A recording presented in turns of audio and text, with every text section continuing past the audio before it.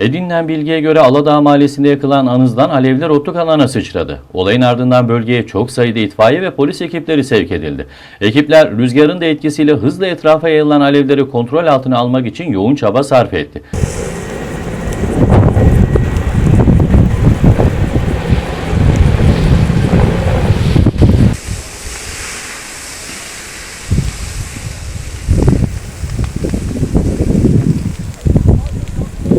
Ekipler alevlerin çevredeki ormanlık alana ve yerleşim yerine sıçramadan söndürdü. Yangında yaklaşık 4 dönümlük alandaki ot ve çalışanın yandığı öğrenildi.